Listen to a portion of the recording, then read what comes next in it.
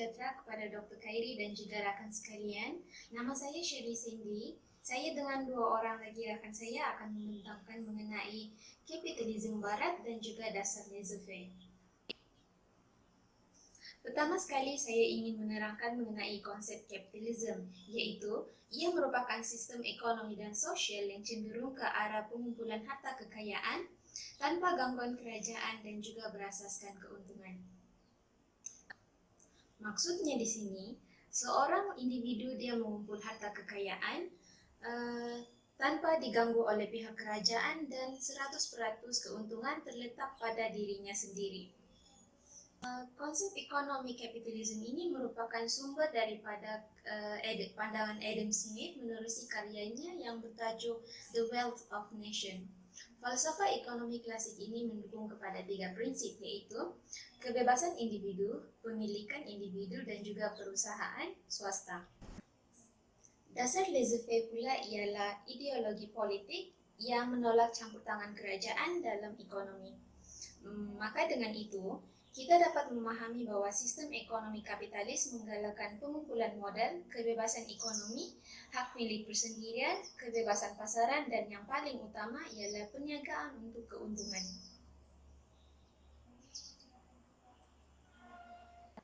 Kapitalisme barat telah lama wujud di tanah Melayu, iaitu setelah kedatangan pihak British ke tanah Melayu.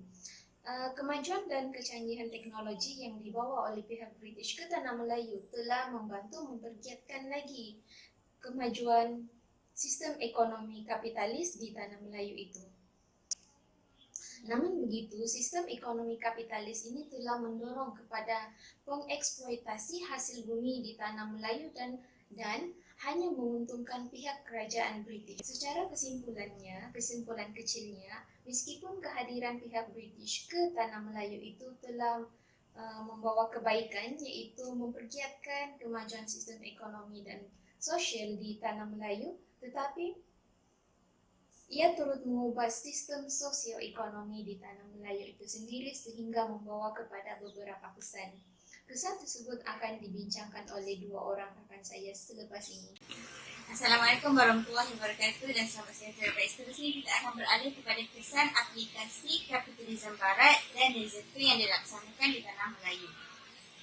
Baik, yang pertama adalah pengukuhan sistem mata wang. Kegiatan ekonomi yang dilaksanakan di tanah Melayu tidak lagi menggunakan sistem tukaran barang dagangan ataupun sistem barter. Malahan telah bertukar kepada penggunaan sistem pertukaran mata wang.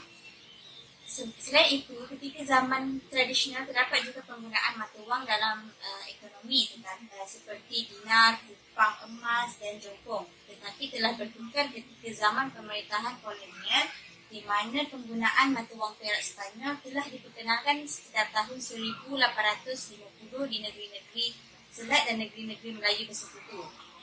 Kemudian, perkembangan yang pesat dalam ekonomi di tanah Melayu telah mendorong kepada penumbuhan institusi keuangan atau bank. Baik, kemudian ada peningkatan hasil komoditi. Komoditi adalah barang yang mendapat permintaan yang tinggi yang akan dipasarkan tanpa mengira pengiraan kualitatif dalam pasaran. Seterusnya, di tanah Melayu merupakan Tanah Melayu merupakan pengeluar biji timah yang terbesar di dunia sebelum Perang Dunia Kedua. Kekayaan dan kemajuan ekonomi di tanah Melayu telah disebabkan oleh jumlah keuntungan yang diperoleh melalui hasil pengeksportan biji timah ke pasaran dunia.